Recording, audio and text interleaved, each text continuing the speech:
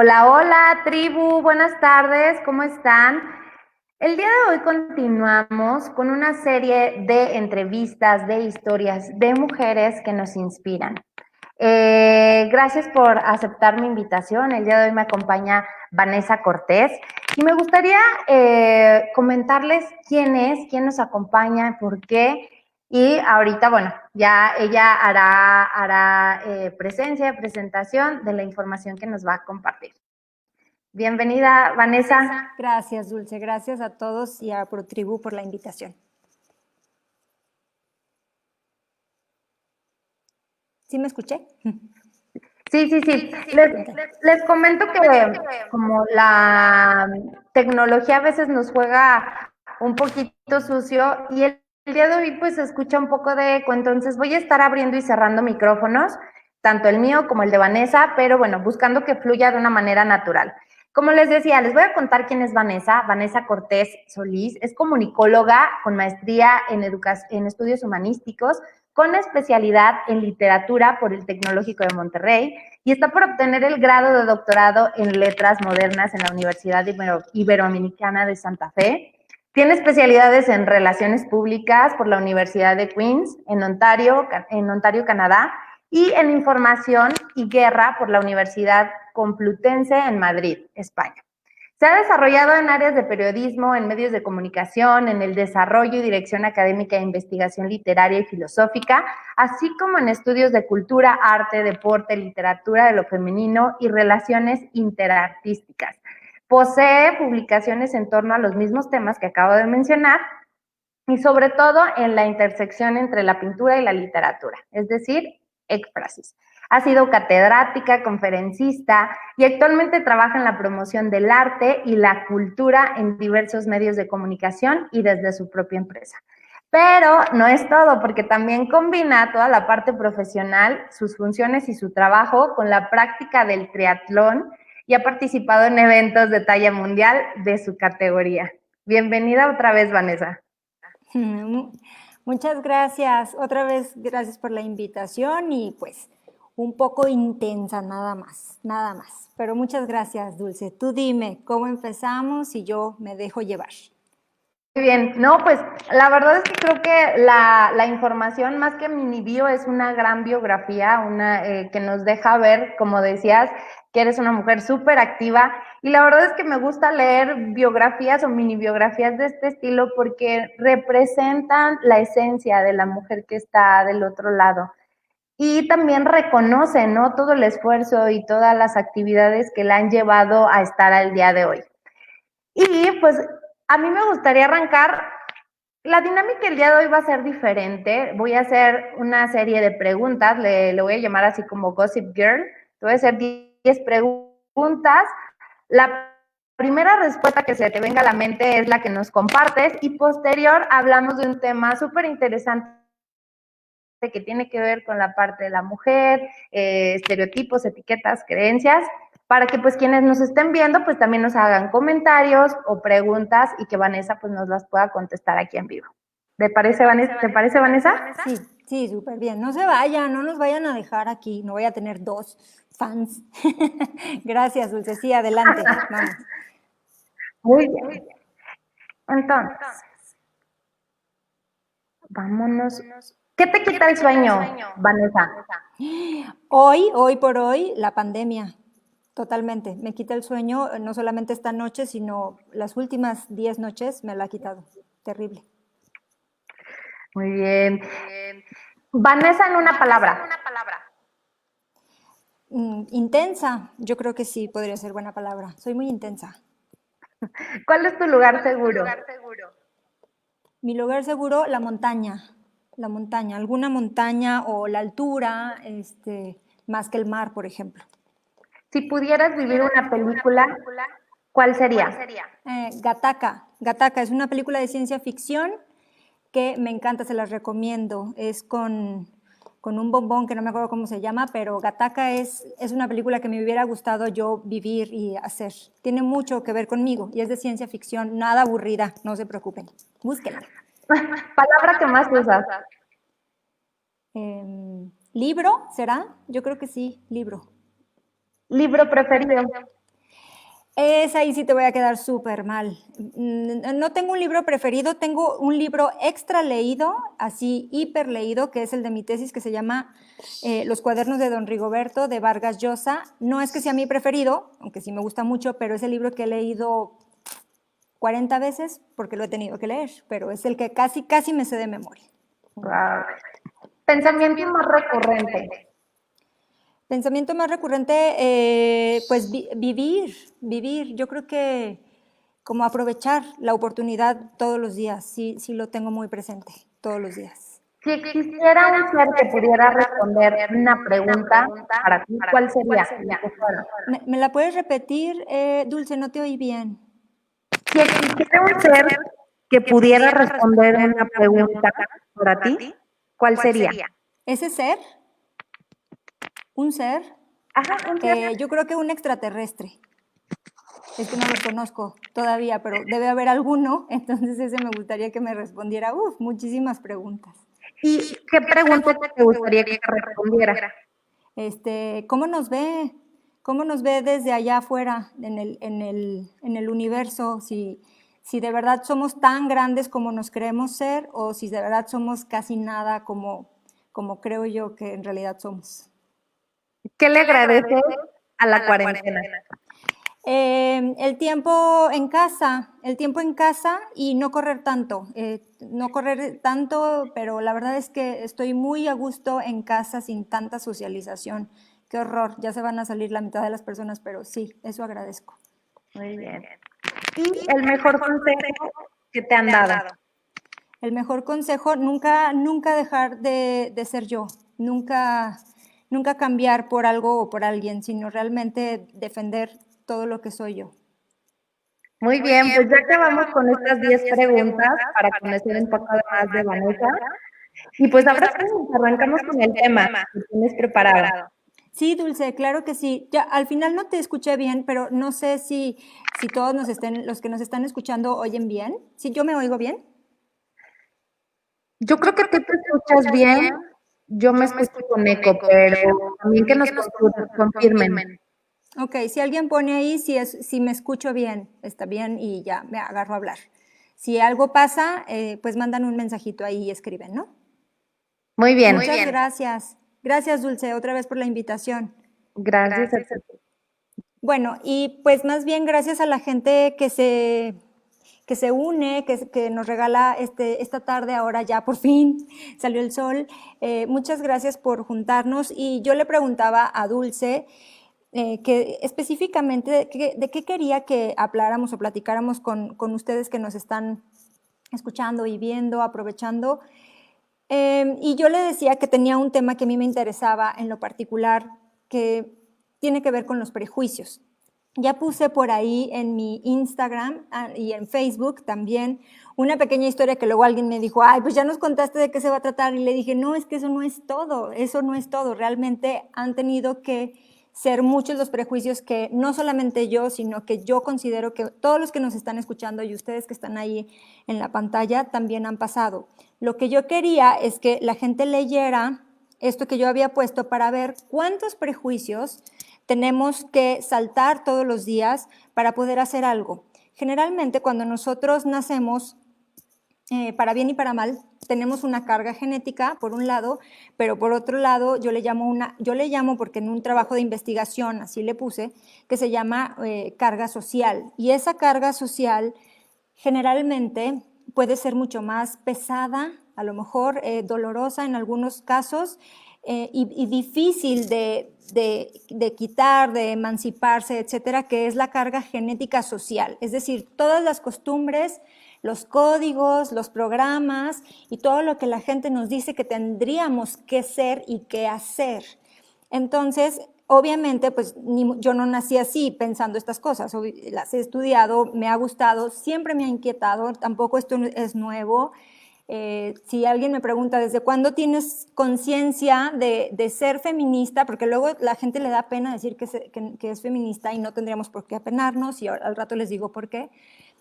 Pero que yo tenga una conciencia del momento de que fui feminista y de que no estaba conforme con muchas cosas, seguramente fue a los 12, 13 años, donde mi hermano, yo tenía un hermano 1 año mayor que yo, mi hermano sí podía hacer cosas y yo no, y luego a mí me hablaba diferente, mi papá me trataba a mí como una princesa y a mi hermano lo trataba como un vasallo, es decir, mi hermano tenía que trabajar y ser rudo, y yo era pues la princesa de mi papá, ¿no? La niña de sus ojos. Bueno, espero todavía serlo, pero ya le digo que no me llame princesa. Entonces, desde ese tiempo soy así, es decir, no es nuevo y no son ideas y ya cuando uno llega a los 40 se vuelve loco, no. O sea, realmente todas estas historias yo ya las había leído y las he aprendido y me ha interesado muchísimo, porque sí considero que en el momento en que seamos conscientes de todos estos prejuicios que sobre todo nosotros como mujeres cargamos y llevamos, nuestra vida sería mucho más libre e incluso para los hombres también sería una carga más ligera. Entonces yo empecé contándoles que era muy flaquita, pero es que la gente dice, no, pero así te veías bien. Y yo le decía, no, es que no me veía bien, es que sí me veía muy mal porque era muy delgada, extremadamente delgada, no porque no quisiera comer ni que tuviera un problema psicológico, no, sino porque realmente mi familia paterna así son, la mayoría son muy delgados, obviamente ya mis tíos no están tan delgados, pero vamos, era genético, ¿no? Una cuestión genética y siempre desde que me acuerdo, también más o menos 12, 13, 14 años, donde los niños no me volteaban a ver. Me acuerdo de estar a dietas de engorda, ¿no? O sea, una papa diaria y luego ya cuando tenía más de 18 años una cerveza diaria, muchísima proteína. Bueno, pues así todavía. Ya no me tomo la cerveza diaria, pero si me la puedo tomar, me la tomo. Entonces era un problema, era un prejuicio y pues sí recibía ciertas burlas en la escuela. O sea, era Halloween y entonces me decían que yo ya tenía el disfraz puesto, era la calaca, no sé si los que nos estén escuchando a lo mejor se acuerdan o no, pero los que son de mi generación, años más, años menos, había una caricatura que se llamaba He-Man, y He-Man, el malo, era Skeletor, y entonces mi hermano jugaba que él era He-Man, obvio, ¿no? Y yo era Skeletor, y pues eso no estaba padre. Hace media hora antes de comenzar esto hablaba con mi hijo y le dije, no te burles de X persona o de un video que estaban viendo ahora los chicos con tanto tiempo en pantallas. Le dije, no te burles porque de mí también se burlaban. Y para mis hijos es como sorprendente, ¿no? Ellos piensan que los papás nunca tuvimos ni problemas, ni prejuicios, ni lloramos, ¿no? Y entonces se me queda viendo y le dije, se burlaban porque yo era muy flaca, porque yo era un esqueleto, calaca, la muerte. En las tablas gimnásticas siempre me querían subir en la parte más arriba y a mí me daba miedo caerme. Dije, pues estas me van a tirar, entonces ¿yo por qué me tengo que subir hasta arriba? Pues porque era la más flaca. Es decir, no me la pasaba bien. Después, como a los 12, 13, que empecé a usar lentes, que los tenía que usar desde antes, pero no me los ponía por vergüenza, ya de plano no veía bien, era otro prejuicio, ¿no? Otra vez, otros comentarios, otra carrilla. Ahora yo veo que los niños usan lentes padrísimos y que tienen como mayor seguridad, porque hay lentes increíbles, ¿no? Y sí veo a los niños con lentes mucho más seguros. O sea, si ahorita vemos a un niño con lentes, yo considero a veces que no se burlan de él. Entonces, eso se me hace padrísimo. Ahora los amo y son mi máscara preferida, estos, porque aparte me dejan ver. Pero ese era mi segundo prejuicio. Pero ya cuando fui creciendo, uno se empieza a llenar de más prejuicios, sobre todo cuando eres joven y adolescente, por naturaleza te llenas de prejuicios. Y pues había un gusanito que a mí me decía que yo quería hacer cosas que nadie me había dicho que podía hacer y que afortunadamente tuve un papá muy cómplice. Es decir, lo que yo quisiera, la princesa de sus ojos, podría ser, ¿no? Hasta la fecha, es un papá muy consentidor. Y yo quise estudiar cuando acabé la preparatoria, con muchos problemas, acabé la preparatoria y yo quería ser piloto aviador. Yo forraba mis libretas en la preparatoria de aviones, me gustaba muchísimo y no sé por qué. Es decir, nadie me contaba cuentos de aviones ni nada, ni tenía avión, ¿verdad? Todavía no lo tengo.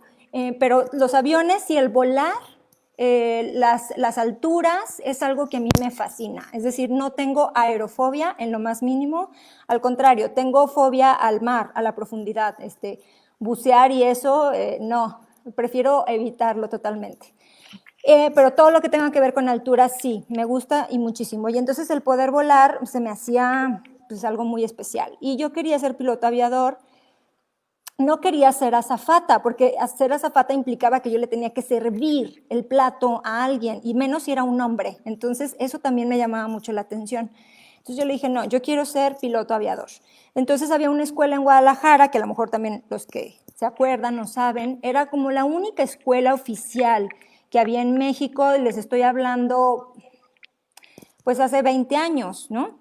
Y entonces llegamos, mi papá me llevó a la escuela de Guadalajara y me voltearon a ver súper mal. Yo siempre he parecido de menos edad y eso está padrísimo hasta la fecha, me gusta. Pero cuando yo llegué a los 17 años o 18, no sé cuántos llega uno a la carrera, pues me veía de 16, ¿no? O muy chiquita, y aparte era muy flaquita, ¿no? No se les olvide eso. Entonces llegué, me vieron muy mal, y como la persona que estaba ahí pensaba que era mi papá el que quería tener las clases de aviación, y que iba con su hija acompañándolo, ¿no? Entonces ni siquiera me saludaron, ni siquiera me voltearon a ver, y le preguntaron a mi papá qué se les ofrecía, y me dijo, pues es que mi hija, así mi super hija, pues para los papás todos somos super hijas, claro, quiere ser piloto aviador. Entonces me voltearon a ver tan mal, nunca se me olvida esa mirada, y entonces empezó a reír el señor y me dijo, ¿de dónde sacas eso? Así me contestó. Y le dije, pues yo siempre he querido volar y manejar un avión, y me parece, y soy muy estudiosita y leo y soy estructurada, no sé, esas características tenían que servir, me imagino. Y volteó y se rió y me dijo, no, me dijo, es que este es un ambiente de hombres. Quizá no me dijo exactamente, no aceptamos mujeres, pero sí me lo dio a entender y me dijo, este es un ambiente de hombres, ¿cómo le vas a hacer? ¿Quién te va a cuidar? Yo no puedo tener niñas aquí. Y el peor defecto era que yo usaba lentes. En ese momento no se aceptaba gente con operación de ojos, que ahora ya es muy fácil y te puedes quitar los lentes. Simplemente con que usaras lentes de contacto o de armazón, no podías entrar a la escuela de aviación. Entonces, a mí eso me causó un gran impacto, pues porque yo decía, es que tengo que usar los lentes y soy mujer y pues no me puedo cambiar de sexo, así como Sor Juana, que se podía esconder en un convento, pues no, ni quería, ni me parecía, pero sí fue como una gran frustración. Después de ahí, me acuerdo en la carretera, mi papá me decía, ¿quieres otra cosa que te interese? Siempre uno tiene otras opciones, etcétera. Y le dije, sí, tengo muchas opciones. Le dije, la otra es ser comentarista deportivo. Porque como yo quería ser deportista de alto rendimiento y nunca pude porque era muy flaca y nadie me juntaba en los equipos. Ya ven que en la escuela te dicen, bueno, armen sus equipos. Y entonces yo siempre los quería armar porque si no los armaba yo, entonces me iban a dejar sin equipo. Y entonces yo era muy buena, pero, o sea, era buena echándole ganas porque no tenía mucha habilidad deportiva. Es decir, tengo unas muñequitas, las más delgaditas del mundo, y por ejemplo en los equipos de voleibol nunca me juntaban. No era muy alta y entonces en básquetbol tampoco me juntaban.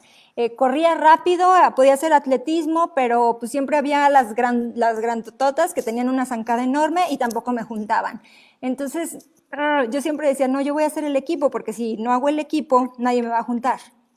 Entonces, las posibilidades de, yo me la pasaba viendo a los atletas en las Olimpiadas o en los mundiales así, y yo siempre decía, es que yo quiero ser campeona olímpica en lo que sea, ¿verdad? Pero no había opción, no había pues como forma, ni en mi casa realmente no me motivaban a los deportes. O sea, sí hacíamos deporte, pero era como muy leve, cualquier cosa. Sí me motivaban mucho a las cuestiones de arte, de música, de teatro, de literatura, siempre, toda mi familia, mis primos íbamos siempre a campamentos de arte, y eso lo agradezco infinitamente. Pero el deporte pues no era como la prioridad en mi casa. Entonces, como no tenía opción de ser deportista de alto rendimiento, porque ya iba bastante tarde, a los 18 años, lo que quise es ser comentarista deportivo, pero comentarista a investigar e entrevistar y sacar estadísticas, es decir, sí con conocimiento. No había una escuela oficial tampoco. Mi papá me lleva a la Ciudad de México, que era una escuela como de Televisa, pero no estaba tan en forma como ahora. sino que era una escuela donde ahí más o menos pues te ponías a ver el fútbol y ya narrabas el partido. Y entonces llegamos a la escuela y casi, porque fueron condiciones diferentes, pero casi me respondieron de la misma manera. Es decir, no había un formato, no era una prueba normal, no había mujeres y si eras mujer tenías que ser muy curvilínea y no tenías por qué saber de fútbol y yo sí sabía de fútbol. Entonces, pues como que no encontré mi lugar, mi papá obviamente no me iba a dejar ahí y no era nada formal, es decir, yo no iba a salir con un título de nada, más que gustosa de los deportes. Oye, Entonces, dime. y aquí me gustaría interrumpirte un poco porque la verdad es que se me hace tan fascinante lo que nos estás contando y que creo que hará clic con muchas mujeres. Digo, aquí está Josefa Meraz, que dice que eres de las suyas, con las mismas fobias. Bueno, y que sí se escucha bien. Sin embargo, yo estoy haciendo mucho clic con tu información y estoy haciendo como un refresh o haciendo una retrospectiva de mi niñez y que muchas mujeres o muchas niñas pasamos por situaciones similares, vivir con prejuicios y no propios, o sea, irnos echando a la espalda, a la cabeza. Y también me viene a la mente la imagen de muchas compañeras que vivían situaciones similares, que no eran aceptadas por parte de su físico, por parte de su situación económica. Y cómo me gustaría aquí hacerte una pregunta. Entonces ¿esos prejuicios en algún momento han definido el rumbo de tu vida? Prejuicios ajenos de los lugares a los que has asistido. Déjate abro tu mic. Pero te refieres a que si hice conciencia de esos prejuicios y dije por aquí no, por acá. Es decir, si me preguntas si me han determinado muchísimo, es decir, los puedo hasta agradecer, pero duelen. O sea, quien diga que no le duele, hasta la fecha, si alguien me dice, y mis amigas o mis amigos saben, cuando alguien me dice, es que estás tan flaquita, bueno, pasan 1000 maldiciones por aquí, en mi cabeza, porque le digo, no sabes lo que me ha costado que me digas, estás tan flaquita, porque me la he pasado haciendo ejercicio y comiendo muchísimo para poder estar no tan flaquita. Entonces, sí me ha determinado todo el tiempo, pero algo muy importante es que lo tienes que hacer consciente. Y también te tienes que dar cuenta que no lo debes normalizar, Dulce. No, jamás podemos normalizar la crítica y decir, bueno, es que así es. Bueno, es que los que usamos lentes nos dicen 4 ojos. Pues ahora ya te vale, ¿verdad? Y ya no voy a estar viviendo con eso. Al contrario, ahora me gusta usar lentes, pero yo creo que hay que evitarlo en la medida de lo posible porque hemos nacido yo creo que en una sociedad como México y en general como en la América Latina, en una sociedad demasiado castrante y demasiado castigadora. Tenemos una cultura de la discriminación muy fuerte, muy dura, que pocas veces nos damos cuenta. Obviamente, espero que nadie se conecte así, pero por todos estos resultados yo también aprendí a defenderme y yo también en un momento que ahora veo a los maestros, compañeros, así me la paso pidiendo perdón, hubo unos años, quizá secundaria, que aparte aprendí de mi hermano, porque también era terrible, pero hubo esos años de secundaria, adolescencia, en que yo era muy burlona, o sea, muy, muy burlona, y me di cuenta el día que en la graduación de preparatoria me dieron el premio. Uno era a la más popular y yo no entendía qué era la más popular. La más popular era la que más regañaban y a la que más sacaban y a la que, ¿no? Eso era ser la más popular, estaba fatal. Pero el segundo premio que recibí fue la más burlona. Y eso lo llevo como una espina clavada en el corazón. ¿Y por qué? Porque yo me aprendí a defender. O sea, tú te vas a burlar de mí, pues yo puedo burlarme 2 veces más de ti. Y me costó mucho. Hasta la fecha me la paso pidiéndole perdón. Cuando veo a un maestro y me acuerdo que algo le dije y algo le contesté mal así, bueno, me hinco. De verdad es como una culpa porque lo he trabajado mucho en el sentido de que duele y que provoca sentimientos muy negativos en la gente, tanto recibirlos como hacerlos, o sea, los dos.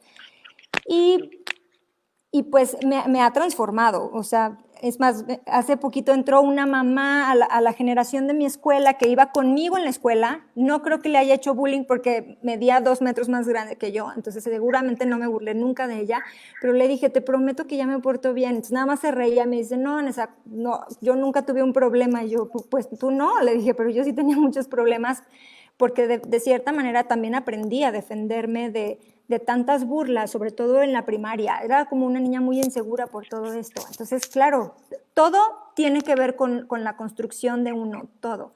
Nada más que sí el momento es hacerlo consciente. A lo mejor, Dulce, alguien te dijo algo y tampoco te la creíste ni lo sentiste porque no está en ti, porque no te interesa, porque no lo quieres, para ti no es un problema. Pero para cuando alguien es un problema, y generalmente nunca sabemos cuál es el problema del otro, entonces no podemos estar burlándonos nada más porque sí, porque no sabes en qué momento te van a herir o vas a lastimar de igual manera. Muy bien, muchas gracias por la respuesta. Sí, ya no te... Ah, ya. Ok. Cualquier cosa, por favor, también si tú me avisas si hay cualquier pregunta también de la gente que nos esté escuchando. Bueno, todos estos prejuicios, pero ya muy escondidito yo tenía uno que era el que sí he sido siempre lectora, muy lectora. No, tampoco viví una obligación de la lectura para nada. Mi papá era lector, mi mamá era, más bien escribía e iba a muchos cursos de literatura, entonces para mí eso era como común, no era nada extraño, ni tampoco lo pedíamos, pero siempre había libros en mi casa. Y entonces a mí sí me gustaba mucho leer y sobre todo me gustaba mucho pues cuestionar. Teníamos un mapamundi y siempre me aprendía de memoria las capitales y buscaba las monedas. Me acuerdo que también había un directorio, la sección amarilla, que la hacían en físico y te lo regalaban y era como de este tamaño. Y en medio del directorio, perdón, venían todas las banderas de los países y todas me las aprendía de memoria. Y luego yo jugaba a que hacía concursos de diseño de banderas y siempre ganaba Irak. Me gustaba la bandera de Irak, no sé por qué. Pero bueno, siempre me gustaba mucho buscar información, pero no era obligada. Aún así, cuando empecé a estudiar una carrera, nunca pensé, bueno, sí pensaba en que quería estudiar, sobre todo filosofía, era algo que me interesaba mucho, y también literatura, pero lo tenía autovetado. Yo decía, yo no puedo hacer algo así porque entonces, si ya soy flaca, si ya uso lentes, si ya me gustan los deportes y aparte soy malísima, entonces, ¿cómo les voy a decir ahora a mis amigas que quiero estudiar filosofía y letras? Porque aparte nadie me va a pelar, es decir, nadie de niños, ¿no? No iba a ser pues, nada atractiva, ¿no? O sea, ¿quién le gusta una flaca con lentes que lea y que le guste el fútbol? No era bien visto, simplemente no era bien visto. También alguien puso ahí de los toros, y siempre me gustaba también los toros, porque mi papá me llevaba de chiquita. Ahora ya no, la verdad es que ya no, pero mi papá me llevaba desde chiquita a verlos y yo sabía de toros, hice unos reportajes de la tauromaquia buenísimos, pero bueno, ese no es el punto. El chiste es que por prejuicios de cómo me iban a ver y de que nadie me iba a hacer caso y que nadie me iba a pelar, yo no estudié filosofía. Entonces me acuerdo que le dije a mi papá, sí, mi opción es filosofía. Después de que no al avión y no a los deportes, entonces filosofía. Mi papá se volvía loco. Me acuerdo que, pobre, me investigaba opciones y me decía, pues vete aquí, vete acá, y yo no quería. Entonces le dije, no, voy a estudiar algo más convencional, algo que sí me guste, pero que no me meta más en problemas de todos los que ya he pasado en la escuela y con tantos prejuicios. Y entonces estudié comunicación como primera opción. Y siempre ahí, no sé por qué, pero siempre tuve maestros de filosofía, de sociología, de literatura, de historia espectaculares. Y entonces me gradué con una licenciatura, con una tesis literaria. Me regañaron porque era tesis literaria. Y a partir de ese momento dije, en mi vida vuelvo a hacer algo que no me guste. Pero les estoy hablando, Dulce, de acabar la carrera, o sea, acabas la carrera a los 23 años, ¿sí me entiendes? Es muchísimo tiempo y todos esos momentos, pues yo pude haber evadido y me enseñaron cosas y uno se construye, pero si alguien me hubiera dicho, no importa, no pasa nada, y que luego me di cuenta que sí me pelaban los niños, poquitos, tampoco era la del gran pegue, pero que sí me pelaban los niños, entonces me hubiera adelantado a hacer lo que más me gusta. Pero fue hasta los 23 años, 24, cuando me di cuenta que uno tiene que, en serio, como lo dije hace rato, que quiero vivir, en serio hacer lo que más te gusta, evitando cualquier tipo de prejuicio. O sea, si lo tienes en tu cabeza, hazlo.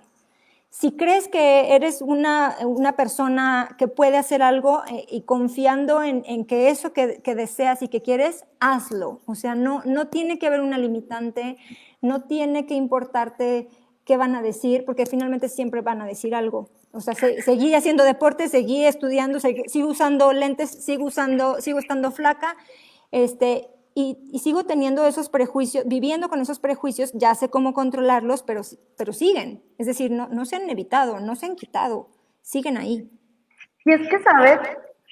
El tema de decir, hazlo sin prejuicios y que lo mencionas a los 20 y tantos años, digo, habemos personas que lo vamos encontrando y lo vamos haciendo consciente y vamos dejando atrás esos prejuicios a los 30, a los 40, a los 50. Digo, y al final, escuchándote y a quienes nos escuchan también yo creería que no hay edad, que sí es importante que lo identifiques, que lo hagas consciente, como decías, Vanessa, pero que si tienen 50, no se desanimen, que todavía es tiempo para poder identificar qué es lo que te gusta, qué es lo que quieres soltar, qué es lo que quieres mandar a la fregada y decir, esto no es mío, ese prejuicio no es mío, y de verdad hacer lo que te gusta. Y como decías, creo que la parte de la esencia jamás se separa, o sea, jamás se va a separar, siempre te va a estar siguiendo, te va a estar buscando y de alguna manera lo vas a realizar. Eso que decías del deporte, de la literatura, no hay manera. Yo me acuerdo que decía, cuando estaba chica, decía, no, pues yo quiero estudiar psicología. Mi mamá me dijo, te vas a morir de hambre. Bueno, quiero ser reportera, te vas a morir de hambre, nadie te va a... Te pones roja, me dijo, y pues los reporteros pues no se ponen rojos. Y entonces, pues una serie de inseguridades que fui cargando y claro, al final elegí administración porque según era lo más fácil. Y hoy pues no hago nada de administración, como dices, me fue formando, me fue estructurando, pero de alguna manera ya estoy haciendo lo que quiero. Estoy haciendo una entrevista, me gusta el tema del florecimiento, de la psicología positiva y la esencia siempre me ha seguido, igual que a ti, Vanessa, igual que a muchas de las mujeres que nos están viendo. Entonces, me parece súper valioso que nos lo compartas de esa manera tan natural, que porque muchas de verdad tenemos tantos prejuicios y tantos miedos al que dirán, que decir, oye, pues yo me pongo roja, para mí era fatal, que nadie se entere. Pero esta naturaleza, esta sencillez de comentarlos, lo que se me hace tan valioso, y que son historias reales, historias de mujeres reales.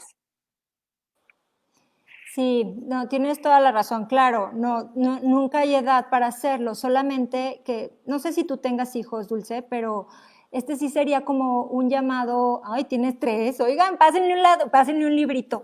No, no es cierto. A mí me parece que hay tantas cosas que podemos hacer y experimentar que a veces nos llega tarde, ¿no? O sea, ¿cuántas cosas no pude haber hecho? Claro que no es momento ni de arrepentirse, ni mucho menos, y sí también creo en esas cuestiones cuando las cosas llegan cuando deben de llegar, sí, eso lo tengo muy claro ahora. Solamente que nosotros tenemos una desventaja en México, y es nuestra educación, Dulce. Nuestra educación, no en una escuela en particular, sino el sistema educativo en general, es muy pobre, es muy deficiente, y todas estas cosas que yo descubrí también lo hice gracias a la lectura. O sea, sí tengo una intuición que es mi arma más poderosa, pero finalmente fue la lectura la que a mí me ha dado todas estas armas para decir, no, así no es, así no debe de ser. Las mujeres llevamos una extra desventaja en este país, sobre todo, y la parte de la literatura, del discurso, del lenguaje, para mí es muy importante porque el discurso es quien construye tu vida, tus conceptos y tus ideas del mundo. Y entonces cuando uno habla, lo único que está demostrando es el lenguaje que uno tiene adentro, las ideas, las lecturas, los conocimientos, los conceptos. Eso es lo que somos, decían los griegos, somos logos, ¿no? Así como ahora se dice, ¿eres lo que comes? Bueno, para los griegos desde la antigüedad eres lo que dices, eres lo que lees, eres lo que piensas, eres lo que hablas, que todo tiene que ver con el logos. Entonces, esa es la parte de la literatura que a mí me ha gustado muchísimo. Por ejemplo, la semana pasada alguien me preguntaba del triatlón, o sea, ¿qué hacía? Y cuando yo le platicaba, pues estudié letras, yo leo, entonces casi se caía de la bicicleta por reírse, me dice, ¿pero cómo? ¿De qué trabajas? Y yo, pues de eso, de leer, ¿no? O sea, tengo una librería, pero yo doy cursos, doy pláticas, la literatura, el arte, mi rollo, no empata más bien en el área del deporte, siendo que nacieron juntas y al mismo tiempo, pero no empata. Entonces yo, hoy alguien me dijo, ¿por qué aunque no lo crean, me peiné? Aunque no se me note mucho, me peiné. Y entonces alguien de la bici me dijo, ¿y ahora por qué te peinaste? Y le dije, es que voy a dar una plática. ¿De qué? ¿Una plática como de qué? Y le dije, es que tengo otra vida alterna. Tengo otra vida. O sea, ya antes me peleaba. Es que no tiene nada de malo, ahora ya no me peleo. Ahora digo, voy a mi vida habitual, que es esta, con ustedes, con los libros, con la literatura, el arte, no sé qué. Pero voy al ciclismo y obviamente nadie ni siquiera me pregunta qué libro estás leyendo. O sea, al contrario, les llama muchísimo la atención y muchas veces los del ámbito literario dicen que porque hago tanto ejercicio que se mueren las neuronas. Y les digo, no es cierto. Entonces, todos esos son prejuicios. Tenemos un concepto en la cabeza creado de que si eres deportista eres un ignorante, no sabes nada, ni escribir ni pensar. Y si eres en el área del arte, de lo intelectual, etcétera, tienes que ser hippie, groovy, con rastras y andar a pie y descalzo, ¿no? Entonces, esos también son prejuicios que eso sigo padeciendo hasta la fecha. En el momento en que eliminemos esas etiquetas hacia el otro, hacia lo que hacen los otros, o hacia lo que hacemos nosotros, porque a veces nosotros no la creemos, ¿verdad? Creemos en esas etiquetas como yo cuando era joven y dije, nadie me va a pelar si estudio filosofía, entonces mejor no estudio. Si nosotros eliminamos esas etiquetas, nos podemos volver muchísimo más libres, mucho más conscientes de lo que queremos hacer y ganar tiempo. Pero también es importante considerar que es como pro tribu lo que se dedica, la cuestión de la mujer. Las mujeres hemos cargado con unas etiquetas demasiado pesadas, dolorosas y ni siquiera reconfortantes. Esta cuestión de la mujer al servicio del esposo, de los hijos o de los otros, yo la tengo casi, ¿verdad? Porque todavía me faltan cosas, pero casi cancelada. Es decir, sí hay cosas que a mí no me gusta hacer, también porque me lo han enseñado los libros y me lo ha enseñado la experiencia, y que tengo muy claro desde incluso antes de casarme, ¿no? Alguien me dice, bueno, entonces si no te hubieras casado. Le dije, no, a lo mejor sí, pero sí me quería casar, es decir, no está peleado, pero pues sí, no soy la que llega a hacer la comida, no, más bien no sé hacer nada de comer, no sé planchar, no sé trapear, no sé hacer absolutamente nada doméstico y tampoco me apena. Claro.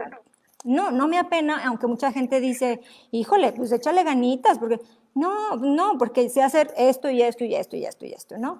Entonces, todas esas son etiquetas que van, siempre les digo, ensucian el alma y enmarañan el cerebro, porque yo estoy segura que si tú haces aquí una estadística de cuántas mujeres pueden hacer lo que realmente quieren sin considerar si están cumpliéndole a los otros, llámese como se llame, si le estamos cumpliendo al otro, hay que preguntarse si estamos siendo conscientes de que eso es lo que queremos nosotros y realmente nos hace feliz, o si realmente es lo que dicen que hace feliz, ¿sí?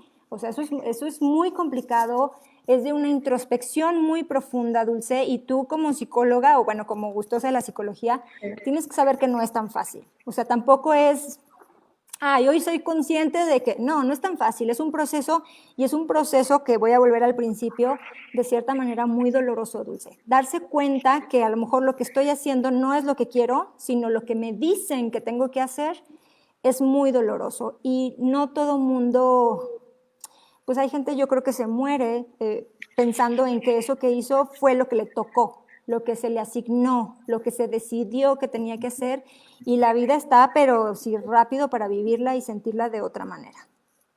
Wow, sí, sí, sí. Mira, te voy a poner unos comentarios que se están haciendo por aquí. Sí, casi no te oigo, Dulce. A ver, dice Monse Argüello.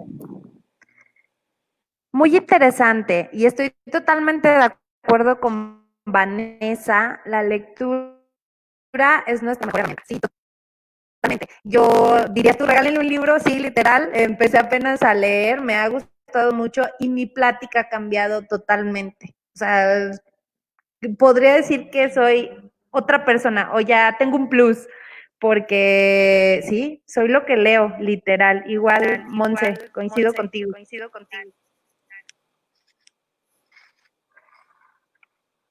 Y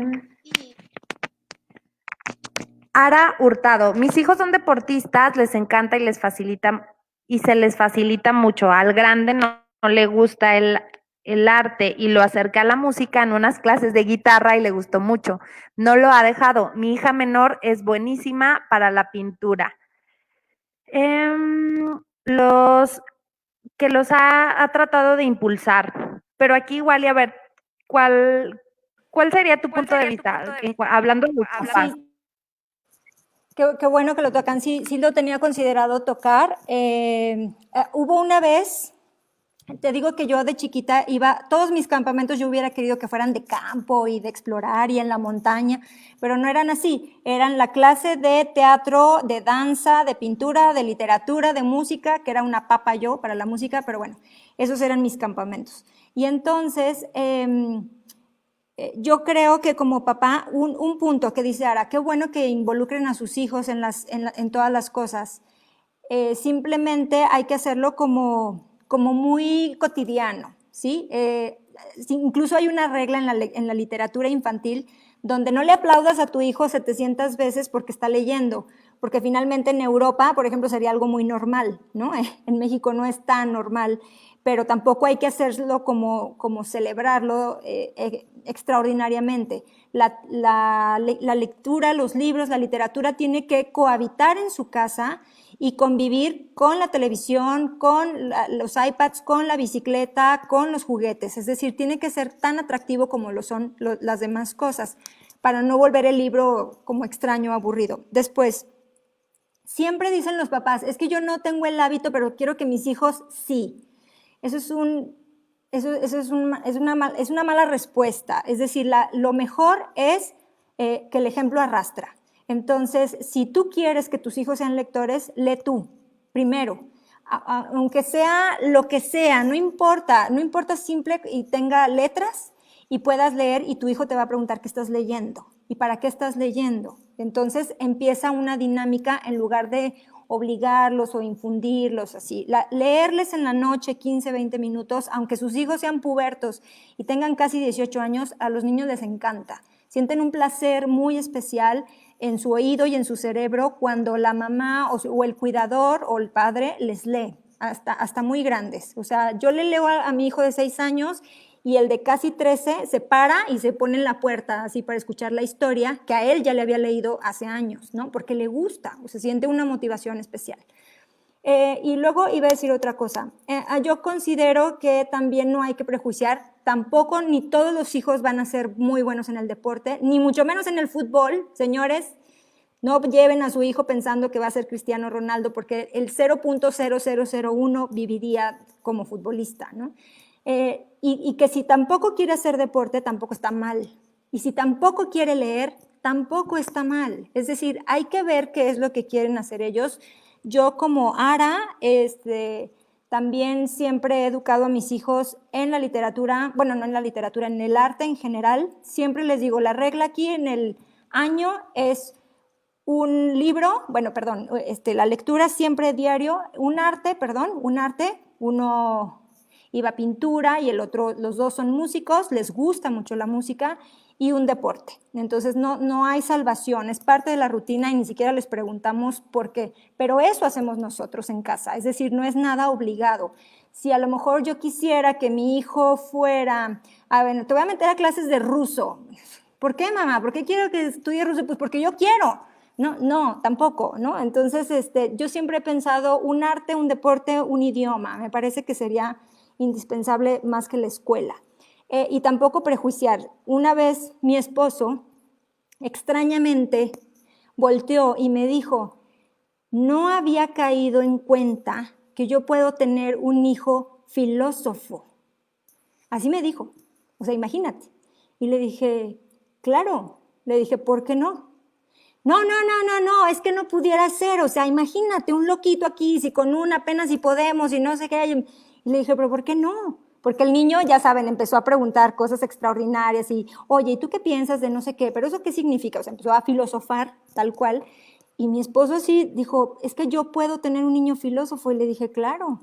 No puede ser, o sea, que sea deportista como él, no, le dije, ¿por qué no? Que sea zapatero, que sea químico, que sea biólogo, que sea lo que quiera ser, para no estar estructurando y sobre todo no estar obligando, porque lo único que a veces creamos cuando queremos que los hijos hagan lo que nosotros somos, que eso es muy común, si le ponen el nombre igualito que uno, yo no les puse el mismo nombre, ya la carga es suficiente como para estarlos obligando a que hagan lo que uno quiere, ¿no? Entonces, sí hay que ser, obviamente somos guías y ponemos las cosas, pero vuelvo a la frase, el ejemplo arrastra. Si ustedes quieren que su hijo lea, lean. Si ustedes quieren que su hijo sea bueno en el fútbol, juegue fútbol con él. Es decir, siempre no puedes uno estar obligando y estigmatizando, ¿no? Tampoco una vez un papá volteó muy preocupado y me dijo, es que mi hijo ha decidido estudiar física, pero me lo dijo como si estuviera en un funeral. Y yo me emocioné muchísimo, le dije, está padrísimo que estudie física, wow, y qué bueno. Y bueno, el señor se transformó y me dijo, eres la primera persona que me dice eso, todo el mundo me dice que se va a morir de hambre, que lo convenza, que... Dije, tú no puedes hacer eso con tu hijo, lo estás mutilando. Y lo último que les iba a decir es que una mamá, cuando mi hijo entró a la orquesta, muy chiquito, en primero de primaria, yo les dije a las mamás, las alenté a que metieran a sus hijos a la orquesta, ¿no? Les dije, está padrísimo, y es como un deporte en conjunto, la música, a mi rollo. Y volteó y me dijo, no, Vanessa, es que mis hijos no nacieron con ese don. Y sus hijos tenían la misma edad que los míos, o sea, que el mío, tendrían 5 o 6 años. Y le dije, le acabas de mutilar el don, porque todos somos seres de arte, todos. Todos los que nacemos somos seres de arte y todos somos seres de movimiento, es decir, de deporte, de esfuerzo, de competencia, todos. Lo que pasa es que empiezan a entrar los prejuicios y las etiquetas de una manera impresionante en el cerebro que no nos permite desarrollarlas. ¿Por qué? Porque ya nacimos con que si la mamá está diciendo, mi hijo no nació con ese don, por eso la importancia del lenguaje, ¿sí? Lo que decimos. Si mi hijo no nació con ese don, la propia mamá ya le quitó el don. Aunque el niño fuera un as en el saxofón, la mamá ya se lo quitó. Entonces, como padres, tenemos que tener mucho cuidado con los estigmas que nosotros mismos heredamos sin querer, claro, es sin querer y sin dolor y sin molestar, claro que no. Simplemente hay que tener mucho cuidado con lo que se dice. Si mi hijo un día dice, es que quiero unos zapatos morados, pues su papá se puso histérico, ¿no? Porque quería unos zapatos morados y le dije, ¿qué más te da? Dije, aparte para que los encontremos, está muy cañón, los zapatos morados. Dije, pero ¿qué más te da? Es un color. O sea, el niño no está pensando en nada, ¿sí? Entonces, hay que tener mucho cuidado con los estigmas que tiene que ver otra vez con las etiquetas y con los prejuicios que ya venimos cargados y que tratemos de cierta manera en evitarlos lo mejor posible, porque aparte uno se crea expectativas con los hijos acá en el cielo y luego te salen con cada cosa que mejor uno no hay que esperar nada más poner las cosas en la mesa para que ellos decidan finalmente. Nos dice Vero. Mi hija estaba estudiando pintura y en flamenco. Ahora quiere estudiar violín y continuar con flamenco y tiene 7 años. Siempre le pido que haga lo que le guste, no lo que yo quiero o lo que me guste. Muy, muy bien, Vero. Nos dice Marcela. Muy de acuerdo, cada niño tendría que tener la oportunidad de experimentar y descubrir qué es lo que le gusta. Y fíjate que volviendo a la lectura, en algún test vocacional decía este psicólogo que no hay una fórmula para decirle al niño o al joven qué es lo que tiene que estudiar, incluso ni siquiera el test. Lo que él decía y que coincide con lo que mencionas es que somos seres activos y que el probar va a ser la mejor experiencia para saber qué es lo que realmente te gusta, qué es lo que te apasiona, qué es lo que te mueve y a lo que te puedes dedicar. Entonces muévete, llévalo, si le gusta el deporte, llévalo al deporte, si quiere probar con otro deporte, que tal vez no es el fútbol, es el tenis, la charrería, ahí es donde el joven o el niño va a identificar pues los talentos y de ahí pues va a poder dar el salto de una manera más segura a buscar una profesión o una vocación, pero pues solamente probando, ¿no? Y no coartando, como mencionas, sin antes probar. Sí, así es. Tú, Dulce, es bien importante dejarlos. Siempre se dice fácil y pensamos que nosotros los dejamos ser y luego realmente escúchense al día a día y verán que no, no tan fácil los dejamos ser, me incluyo, o sea, me incluyo. Yo también bailaba flamenco, pero cuando era muy jovencita, a los 13, 14 bailaba flamenco y te voy a decir por qué me salí de flamenco. Me encantaba bailar y sudaba muchísimo y alguien me dijo, escuché, que decía, híjole, vas a adelgazar porque ahí sudan cañón. Fue lo único que me dijo. Nada más, con eso bastó para que yo saliera corriendo de flamenco porque yo iba a adelgazar más. Y si mi problema era que siempre estaba delgada y que ya no aguantaba los comentarios, entonces ya no quería yo ir a flamenco y por eso lo dejé de hacer. Pero bueno, luego, sí, hacerlos probar me parece muy importante y no solamente los niños. Yo creo que ustedes como adultos también debemos probar porque nunca sabemos lo que tenemos allá adentro, nunca. No importa, como dijo hace rato Dulce, si tienes 50 años y vas a aprender a nadar, esa es otra historia que yo tengo. Yo aprendí a nadar a los 38 años, 36, 36. O sea, yo tenía un hijo de 2 años y de 3 años y él sabía nadar perfectamente. No, Luca, ahorita no. Él sabía nadar perfectamente y yo no, nada, no podía meter la nariz al agua. Esa es otra historia muy interesante. Bye, Luca. Porfa, estoy en plática. Y esas cosas me parece que hasta la fecha hay que probar, nosotros hay que probar. Si a alguien se le antoja, oye, pues es que a mí me gustaría escalar una montaña, prueba porque la vida se va y se va en un segundo. Después lo que les iba a contar es que este niño que se apareció aquí, por ejemplo, va a clase de tiro con arco. Yo no sé absolutamente nada del tiro con arco. Tuve que aprender algo, la regla mínima, lo que tenía que llevar de aditamentos para poder acercarlo y bueno, pues está padrísimo. Yo también ya aprendí algo más, ¿no? O sea, me encantaría ser, por ejemplo, ahora profesional en el tiro con arco, por ejemplo. Entonces sí de ponerlos a descubrir a ellos, pero también nosotros. Como adultos no debe de pasar la vida sin que digamos, no, ya estoy muy grande, porque yo estoy muy grande para estar haciendo triatlón, no. O sea, yo conozco viejitas que hacen Ironman y que son mis ídolas. Yo quisiera llegar a ser una viejita de 80, 85 años corriendo un Ironman.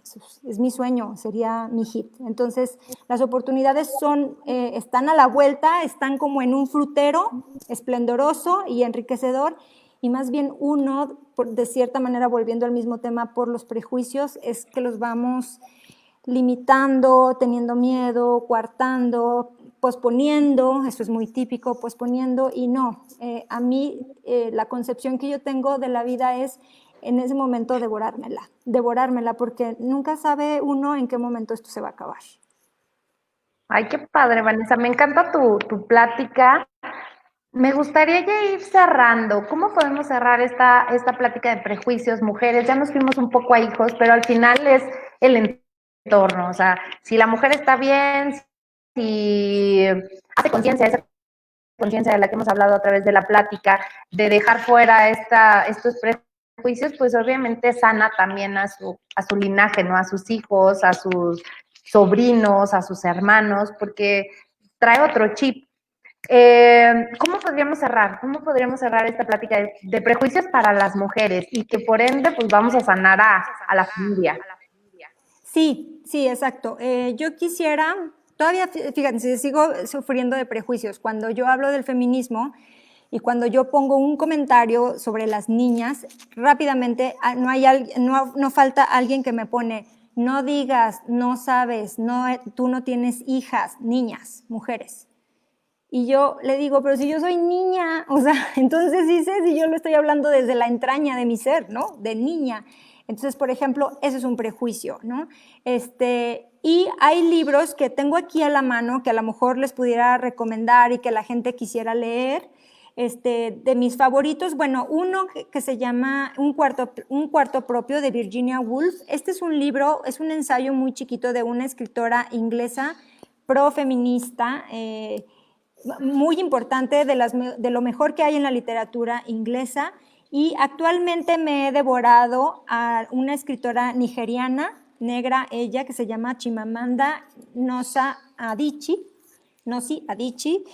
Y tiene un librito para hombres y mujeres, tampoco se asusten, que se llama, es un ensayo cortito, muy cortito, lo leen casi en una noche, o sea, antes de dormir, a eso me refiero, y se llama Todos deberíamos ser feministas. Todos deberíamos, y ella explica por qué todos, hombres, mujeres, grandes, chiquitos, niños, etcétera.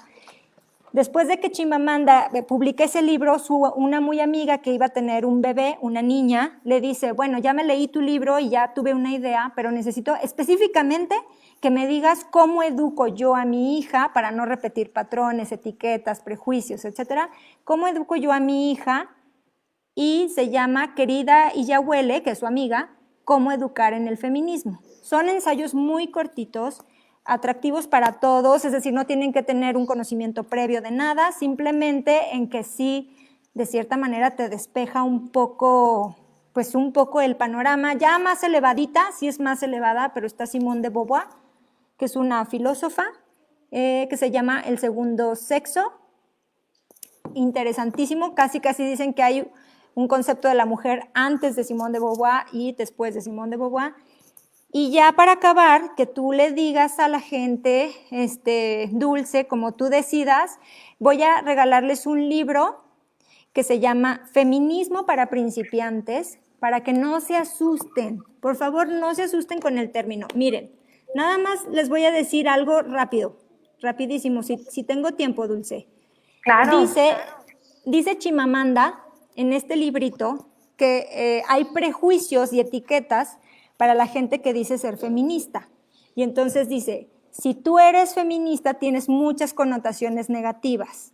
Entonces, si lo exclamas, odias a los hombres, odias los sujetadores, odias la cultura africana, bueno, a ella porque le dicen que es feminista africana, crees que las mujeres deberían mandar siempre, no llevas maquillaje, no te depilas, siempre estás enfadada, no tienes sentido del humor y no usas desodorante. Todos estos son prejuicios. Yo siempre les digo, el único que tengo es que no uso desodorante. Es el único. Realmente todos, ni los puedo odiar, ni no odio a los hombres porque vivo con ellos, entonces no los puedo odiar. Odio a los sujetadores, un poco me molesta, pero tampoco es que lo odie. Odio a las culturas africanas, bueno, no, en este caso sería la mexicana, pues no. ¿Crees que las mujeres deberían mandar siempre? No, simplemente que también pueden hacerlo. No llevas maquillaje, hoy me maquillé. No te depilas, sí estoy súper depilada. Siempre estás enfadada, no es cierto, me he reído muchísimo y tengo sentido del humor, mucho sentido del humor, un poco irónica, como hombre, dirían algunos. Pero bueno, es decir, todas esas son etiquetas, que como así me decían que si usaba lentes, que si era flaca, que si tenía que estudiar una carrera para casarme, que si tenía que estudiar algo que fuera del negocio de mi papá, que si, es decir, prejuicio tras prejuicio tras prejuicio, que lo único que hace es enmarañarte el cerebro, como les dije. Bueno, el libro que quiero regalarle a la gente, al público que está hoy, se llama Feminismo para principiantes. No es para dummies, ni nadie que sea algo fácil o chafa, o no sé cómo lo quieran llamar, sino que habla de conceptos muy específicos de muchas personas, hombres y mujeres, en torno al feminismo y para poder quitarle esas etiquetas que que ensucian, que enojan, que afectan y que uno no puede decir por la vida que es feminista, nos serviría muchísimo este libro. Y no sé, Dulce, si tú quieres decir la mecánica para que la gente se lo pueda llevar. Ay, qué padre. La verdad es que creo que más que plática fue un caer veintes para mí, un hacer conciencia para mí. Cada vez que tengo una plática con alguna mujer que me inspira, creo que es un crecimiento propio, bueno, que comparto con muchas otras mujeres. Y el tema del feminismo, como dices, sí está lleno de prejuicios. Yo lo he sentido, me he limitado, he tenido miedo de expresarlo de alguna manera, incluso ante las mismas mujeres, porque no sé si exista un tipo de feminismo distinto, si hay niveles, si entonces pues he tenido como mi reserva. Al final soy pro mujer, sin embargo he tenido la reserva y un poco de miedo y un poco de respeto al término. Pero bueno, este libro creo que funcionaría muchísimo para quien comience a leerlo, que después nos comparta tips para ir a comprarlo y compartirlo, ¿no? Incluso en un círculo de lectura o algo así de mujeres. Y la dinámica, yo le comentaba a Vanessa que sería que nos dejen en el comentario de este live por qué les gustaría obtener el libro, y quien se lleve el libro va a ser quien tenga más likes. Vamos a dar 2 días, o sea, el día de hoy, lo que resta, y el día de mañana a las 2 de la tarde. Y pues ya nada más, Vanessa, yo te haría llegar la persona ganadora de acuerdo al número de likes, y ya nada más tú dinos en dónde lo podrían recoger o cómo sería la dinámica para reclamar como el premio. Ok, sí, Dulce le da seguimiento a su like. Pongan una respuesta así padre, ¿no? Del feminismo y todos le daremos like. Para que se lleven el libro y lo pueden recoger en mi negocio, que es en la librería Gandhi. No es que me eche gol, pero es que ahí trabajo y ahí paso la mayor parte del tiempo. Y de cualquier manera, para dejarlo ahí, si yo no estoy, ya alguien lo pase y lo recoja sin ningún costo, sin ningún problema. Solamente que se presente con su INE para dejarlo ahí y que los chicos que me apoyan lo puedan entregar. ¿Te parece, Dulce? Me parece perfecto. ¿Sería en cualquier Gandhi? ¿En la de Carranza, en la del centro? Buena pregunta. No, es en Carranza. Carranza, enfrente del Colegio Motolinía, a un lado de Office Max. Ni el Colegio Motolinía me paga, ni el Office Max, sino que es la referencia perfecta. Yo luego todo el mundo me dice, las dos están en Carranza, y yo pues ya sé, como si no supiera, pero así son conocidas en el corporativo, Gandhi Centro y Gandhi Carranza. Entonces es en Gandhi Carranza, 2301, local 2. Ahí para que lo puedan recoger, estamos trabajando en contingencia, lleven su cubrebocas, es muy importante, si no, no los vamos a dejar entrar, de 10 de la mañana a 8 de la noche. Perfecto, pues regalazo, Vanessa, y aparte regalazo de tenerte aquí, porque me encantó tu plática. Mil gracias por este regalo para la tribu que nos estuvo viendo, que nos va a ver. Y pues en este momento vamos a empezar a compartir el live y la dinámica del libro, pues para que participen. Muchas gracias, Dulce. Muchas gracias. Y sí, como dijo Dulce, a veces a mí lo que me preocupa más son los prejuicios que tenemos de mujeres hacia otras mujeres. Es un problema también fuerte dentro del feminismo y hay que evitarlo y hay que provocar lo que ahora las teóricas llaman sororidad, ¿no? Que es esta unión, esta tribu que tenemos que hacer unas con otras para aceptarnos, para respetarnos y que sea de verdad una equidad de género fidedigna, justa, leal, legal. ¿Sí? Muchas gracias a todos los que se unieron, de verdad, gracias por su tiempo. Muchísimas gracias y bueno, la seguimos invitando a que nos acompañen semana tras semana. Estamos buscando a esas mujeres que nos inspiran, que nos pueden compartir e impactar a través de sus historias, de sus experiencias, a esta tribu que quiere florecer. Y esto es pues Mujeres Haciendo Tribu. Muchísimas gracias, Vanessa, gracias a quienes estuvieron. Gracias. Bye.